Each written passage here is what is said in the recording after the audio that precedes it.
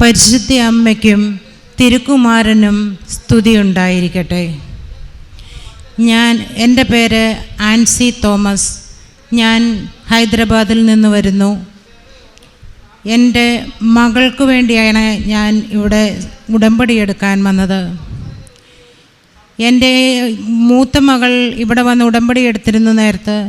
അതിനുശേഷം എൻ്റെ ഇളയ മകൾക്ക്, ഇതാണ് എൻ്റെ ഇളയ മകൾക്ക് കല്യാണത്തിന് ശേഷം ഗർഭിണിയായപ്പോൾ ഭയങ്കര വയറുവേദനയും നടുവേദനയും ഉണ്ടാകുകയും അതേ തുടർന്ന് കിഡ്നിക്ക് നീരുണ്ടാകുകയും ചെയ്തു. അങ്ങനെ രണ്ട് കിഡ്നിയിലും വീക്കമുണ്ടായി. അങ്ങനെ അവൾക്ക് ഡോക്ടർമാർ ഞങ്ങളോട് കൊച്ചിനും അമ്മയ്ക്കും ഒത്തിരി ബുദ്ധിമുട്ടുണ്ടാകാൻ സാധ്യതയുണ്ടെന്ന് പറഞ്ഞു. അങ്ങനെ ഡോക്ടറെ കാണുകയും അൾട്രാസൗണ്ട് ചെയ്യുകയും ചെയ്തപ്പോൾ രണ്ട് കിഡ്നിയിലും വീക്കമുണ്ട് എന്നറിഞ്ഞു. അങ്ങനെ ഒത്തിരി വിഷമസന്ധികൾ സഹിച്ച് ഞാനിവിടെ ഏപ്രിൽ 14 2019 ഇവിടെ വന്ന് ഉടമ്പടി എടുത്ത ശേഷം ഞാൻ ഇവിടെ വന്ന് അച്ഛനെ കാണണമെന്ന് ആഗ്രഹിച്ചാണ് വന്നത്, ഇവളുടെ കാര്യങ്ങൾ പറയുവാൻ. ഇവിടെ വന്ന് ആഗ്രഹത്തോടെ ഞാൻ ഓഫീസിൽ ചെന്ന് പറഞ്ഞപ്പോൾ അവർ എന്നോട് പറഞ്ഞു, പേഷ്യൻറ്റിനെ കൊണ്ടുവന്നാൽ മാത്രമേ അച്ഛനെ കാണാൻ സാധിക്കുകയുള്ളൂ എന്ന്. അതെനിക്ക് വലിയൊരു വിഷമമായി. ഞാൻ ഇത്രയും ദൂരം നിന്നും വന്നിട്ട് എനിക്ക് അച്ഛനെ ഒന്ന് കാണാനോ ഒന്നും സാധിച്ചില്ലല്ലോ എന്നോർത്ത് ഞാൻ വിഷമിച്ച് അവിടെ നിന്ന് മാതാവിനോട് കരഞ്ഞു പ്രാർത്ഥിച്ചു. ആ സമയം ഇവിടെ ജോസഫ് അച്ഛൻ ഇവിടെ വചനപ്രഘോഷണം നടത്തുകയായിരുന്നു. ഉടനെ ഞാൻ പറഞ്ഞ വാക്കുകൾക്ക് മറുപടി എന്നവണ്ണം അച്ഛൻ്റെ വാക്കുകളുണ്ടായി. ഇവിടെ വരുന്നവർ അച്ഛനെ കാണാനല്ല അമ്മയെ കാണാനാണ് വരേണ്ടത്. അച്ഛനെ കാണാൻ വരുന്നവർക്കല്ല, അമ്മയെ കണ്ട് നിങ്ങളുടെ എല്ലാ കാര്യങ്ങളും അമ്മയോട് പറഞ്ഞാൽ മതി, എല്ലാം അമ്മ സാധിച്ചു തരും എന്നാണ് അച്ഛൻ ഇവിടെ പറയുന്നത്. അത് കേട്ടപ്പോൾ ഞാൻ മനസ്സിലോർത്തു, ഞാൻ അമ്മയോട് പറഞ്ഞതിൻ്റെ മറുപടിയാണല്ലോ ഇപ്പോൾ അച്ഛൻ എന്നോട് പറഞ്ഞത് എന്ന്. ഞാനത് കേട്ട് വിശ്വസിച്ച് പ്രാർത്ഥിച്ചതിന് ശേഷം ഞാൻ ഉടമ്പടി എടുത്ത് തിരികെ പോയി. പിറ്റേ ദിവസം വീണ്ടും വരികയും ഇവിടെ വന്ന് ധ്യാനം കൂടുകയും ചെയ്ത ശേഷം ഞാൻ തിരിച്ചു ചെന്നു. അന്നു മുതൽ ഞാൻ എൻ്റെ മകളുടെ വയറിലും നടുവിലും മാതാവിൻ്റെ ഉടമ്പടി തൈലം പുരട്ടുകയും പ്രാർത്ഥിക്കുകയും ചെയ്തു. എന്നും അവൾക്ക് നടുവേദനയും വയറുവേദനയുമായിരുന്നു. കുറേ ദിവസങ്ങൾക്ക് ശേഷം അപ്പോൾ 3 മാസമേ ആയിട്ടുണ്ടായിരുന്നുള്ളൂ. മാസങ്ങൾ കടന്നു പോകാൻ ബുദ്ധിമുട്ടായിരുന്നു. ഞാനും അവളുടെ ഭർത്താവിൻ്റെ അമ്മയും കൂടിയായിരുന്നു ഡോക്ടറെ കാണുകയും സംസാരിക്കുകയും ചെയ്തിരുന്നത്. ആ ഡോക്ടർ പറയുന്നത് കേട്ട് ഞങ്ങൾ കരഞ്ഞു പ്രാർത്ഥിച്ചു. ഞങ്ങൾ രണ്ടാളും ഒത്തിരി ദൈവത്തെ വിളിച്ചു പ്രാർത്ഥിച്ചു. ഈ മാസം തികയുമോ എന്ന് പോലും ഡോക്ടർക്ക് സംശയമായിരുന്നു. അതിന് അമ്മയെയും കുഞ്ഞിനെയും എത്രമാത്രം സുരക്ഷിതരായി കിട്ടുമെന്ന് പറയാൻ പറ്റില്ല എന്നാണ് ഡോക്ടർ പറഞ്ഞത്. അതിനുശേഷം ഏതായാലും ഞാൻ കൂടുതൽ പ്രാർത്ഥിച്ച് ദിവസവും തൈലം പുരട്ടുകയും പ്രാർത്ഥിക്കുകയും ചെയ്തതിൻ്റെ ഫലമായി അവൾക്ക് ഡേറ്റ് പറഞ്ഞിരുന്ന ആ ദിവസം പൂർത്തിയായി. ഒരു ദിവസം കൂടി വരെ അവൾ കാത്തിരുന്നു. പിറ്റേ ദിവസമാണ് അവൾക്ക് സിസേറിയൻ ചെയ്തത്. സിസേറിയനിൽ യാതൊരു കുഴപ്പവുമില്ലാതെ ഒരു ആൺകുഞ്ഞിന് ജന്മം നൽകി. ആ കുട്ടിയാണ് ഈ നിൽക്കുന്ന മകൻ. അതിനുശേഷം ആ കുട്ടിയെ അവളുടെ ഭർത്താവിൻ്റെ അമ്മ ആ കുട്ടിയെ 10 വർഷം അനുഭവിച്ച് ഇവിടെ കൊണ്ടുവരാമെന്ന് നേർന്നിരുന്നു. അവന് 7 മാസം പ്രായമുള്ളപ്പോൾ ഇവിടെ വന്നു. അത് മാർച്ച് മാസത്തിലായിരുന്നു ലോക്ക്ഡൗൺ തുടങ്ങിയ സമയം. ഞങ്ങളിവിടെ വന്നപ്പോൾ കൃപാസനം അടച്ചിട്ടിരിക്കുന്നു. ഞങ്ങളെല്ലാവരും കൂടി ഇവിടെ വന്ന് ഈ അൾത്താരയിൽ വന്ന് നിന്ന് ഇവിടെ പണി ചെയ്യുന്ന 2 പേരുണ്ടായിരുന്നു. അവരോട് ഞാൻ ഈ സാക്ഷ്യം പറഞ്ഞതിന് ശേഷം അമ്മയോട് പറഞ്ഞിട്ട് ഞങ്ങൾ തിരിച്ചുപോയി. പിന്നെ ലോക്ക്ഡൗൺ ഞങ്ങൾ ഹൈദരാബാദിലെത്തിയതിൻ്റെ പിറ്റേ ദിവസം മുതൽ ട്രെയിൻ പോലും ബന്ധായി. ഞങ്ങൾക്ക് പിന്നീട് വരാൻ സാധിച്ചില്ല. 2 വർഷം കഴിഞ്ഞു. 3-ാം വർഷമായപ്പോൾ അവൾ രണ്ടാമതൊരു കുട്ടിയെ കൂടി ഗർഭം ധരിച്ചു. ആ കുട്ടിക്ക് ഗർഭം ധരിച്ച അന്ന് മുതൽ അവൾ ഞങ്ങളുടെ അടുത്തൊരു വേളാങ്കണ്ണി മാതാവിൻ്റെ പള്ളിയുണ്ട്, അവിടെ എല്ലാ ശനിയാഴ്ചയും അവിടെ പോവുകയും പ്രാർത്ഥിക്കുകയും ചെയ്തിരുന്നു. അങ്ങനെ യാതൊരു കുഴപ്പവുമില്ലാതെ അവൾ ആ കുട്ടിക്കും ജന്മം നൽകി. ഒരു നല്ല പെൺകുഞ്ഞിനെ അവൾക്ക് കിട്ടി. അങ്ങനെ 2 മക്കളെ അവർക്ക് ദൈവം കൊടുത്തു. പ്രസവശേഷം ചെറിയ ബുദ്ധിമുട്ടുകൾ ഉണ്ടായി. എങ്കിലും ഡോക്ടറെ കാണിച്ചപ്പോൾ കിഡ്നിയിൽ സ്റ്റെൻഡ് ഇടണമെന്ന് പറഞ്ഞു. അതിട്ടു. അതിനുശേഷം അവർക്ക് യാതൊരു കുഴപ്പവുമില്ല. ഇപ്പോൾ സുഖമായി എല്ലാവരും ഇരിക്കുന്നു. പിന്നെ എനിക്ക് രണ്ടാമത് പറയാനുള്ള സാക്ഷ്യം, എനിക്ക് 25 വർഷമായി അൾസറിൻ്റെ അസുഖമായിരുന്നു. 2000 എനിക്ക് ഒരു വലിയ ഓപ്പറേഷൻ ചെയ്യുകയുണ്ടായി അൾസറിന്. അതിനുശേഷം എനിക്ക് ആഹാരം കഴിക്കാൻ വയ്യ. എന്ത് കഴിച്ചാലും ഛർദ്ദിക്കും. ആഹാരം കഴിക്കുന്നതിന് മുമ്പ് ഗുളിക കഴിച്ചിട്ട് വേണം എനിക്ക് ആഹാരം കഴിക്കുവാൻ. അങ്ങനെയായിരുന്നു ഞാൻ മുന്നോട്ട് വന്നുകൊണ്ടിരുന്നത്. 2009 വരെയായി. 2009 ആയപ്പോഴേക്കും എനിക്ക് വയറുവേദന സഹിക്കാൻ വയ്യാതായി. അതിനുശേഷം 2009 അവിടെ ചെന്ന് ഡോക്ടർ എൻഡോസ്കോപ്പി ചെയ്തപ്പോൾ എനിക്ക് ക്രോൺസ് ഡിസീസ് എന്ന അസുഖമാണെന്ന് അറിഞ്ഞു. അത് ഇനി ജീവിതകാലം മുഴുവൻ എൻ്റെ ഈ അതിനുള്ള മരുന്ന് കഴിക്കണമെന്ന് ഡോക്ടർ പറഞ്ഞു. അങ്ങനെ അന്നു മുതൽ ഒരു ഗുളികയ്ക്ക് 27 രൂപ വില വരുന്ന ഗുളിക 6 എണ്ണം ഒരു ദിവസം, അതും ബാക്കി മറ്റു പല അസുഖങ്ങൾക്കുമുള്ള ഗുളികകളുമായി ഒരു ദിവസം ഒരു 25 ഗുളികയോളം ഞാൻ കഴിക്കുന്നുണ്ടായിരുന്നു. ആ ഗുളികകളെല്ലാം കഴിച്ച് ഓരോന്ന് മാറുന്നതിന് മുമ്പ് ഓരോന്നായി അസുഖങ്ങൾ എനിക്ക് വന്നുകൊണ്ടേയിരുന്നു. അങ്ങനെ മുന്നോട്ട് വരികയാണെപ്പോഴാണ് ഇങ്ങനെ ഇവിടെ വന്ന് ഉടമ്പടി എടുത്തതിന് ഞാൻ എൻ്റെ നിയോഗം ഇത് വെച്ചിരുന്നത്.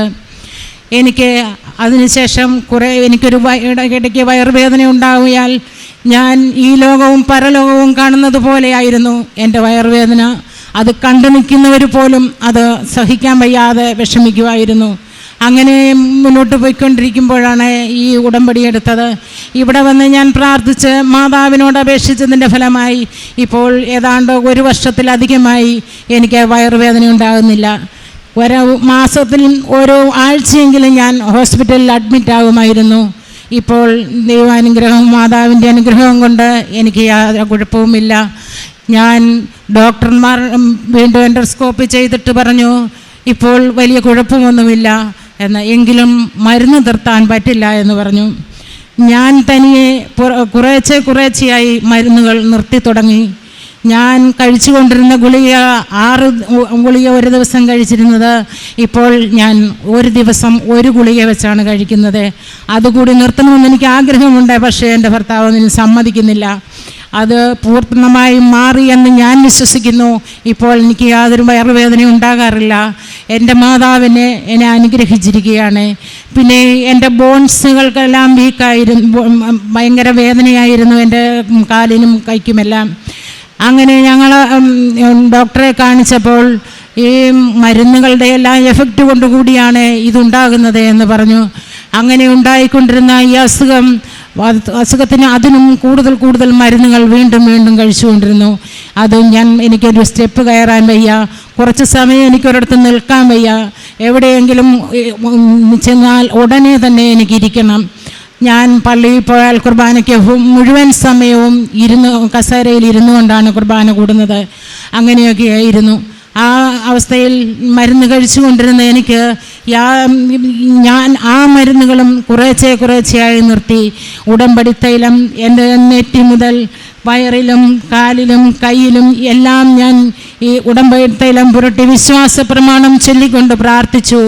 ദിവസവും മാതാവിൻ്റെ ഉപ്പും ഞാൻ വായിൽ ഇട്ട് കഴിച്ചു. അങ്ങനെ ആ ബോൺസിൻ്റെ വേദനകളും എനിക്ക് എല്ലാം പൂർണ്ണമായും എനിക്ക് ഒത്തിരി അനുഗ്രഹങ്ങൾ ദൈവം തരുന്നുണ്ട്. പിന്നെ ഇതെൻ്റെ മൂത്ത മകളുടെ മകനാണ്. അവൻ ഒരു 3 വയസ്സ് കഴിഞ്ഞപ്പോൾ മുതൽ എവിടെ നിന്നറിയില്ല ഞങ്ങളുടെ വീട്ടിൽ ആർക്കുമില്ലാത്ത ഒരു ആണി രോഗം അവൻ്റെ കാലിൽ കണ്ടു തുടങ്ങി. 3-4 സ്ഥലത്ത് ആ ആണി രോഗം കണ്ടു. കുഞ്ഞിനെ നിലത്ത് കാല് കുത്തി നടക്കാൻ മേലാത്ത വേദനയായിരുന്നു. മരുന്നുകൾ ചെയ്തു, പക്ഷേ അത് പോയില്ല. ഞാൻ ഇവിടെ നിന്ന് ഉടമ്പടി തൈലം പുരട്ടുകയും പ്രാർത്ഥിക്കുകയും ചെയ്തതിൻ്റെ ഫലമായി 2-3 ദിവസങ്ങൾക്ക് ശേഷം ആ ആണികളെല്ലാം ഇളകി താഴെ പോയി. ആ സ്ഥാനത്തെ ഒരു പാട് പോലും ഇല്ലാതെയായി. ഒരു കുഴപ്പവുമില്ല ഇപ്പോൾ. പിന്നെ എൻ്റെ മൂത്ത മകൾ UK പോകാൻ വേണ്ടി IELTS എഴുതി.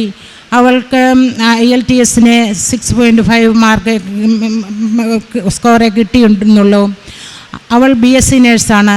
എങ്കിലും അവൾ അതുകൊണ്ട് സീനിയർ കെയറിൽ പോകാം എന്ന് വിചാരിച്ച് അതിനുവേണ്ടി കുറച്ച് കാശ് മുടക്കിയാണെങ്കിലും പോകണം എന്ന് വിചാരിച്ചത് ഒത്തിരി നോക്കി.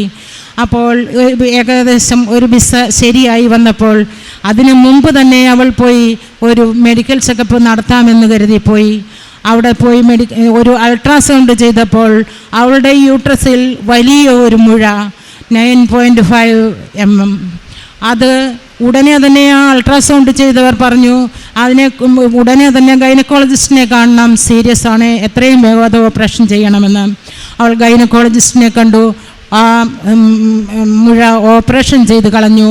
അവൾ ആ വിസയ്ക്ക് അപ്ലൈ ചെയ്തില്ലായിരുന്നെങ്കിൽ അത് അറിയുമായിരുന്നില്ല, അവർക്ക് യാതൊരു അസുഖങ്ങളും തോന്നിയിരുന്നുമില്ല.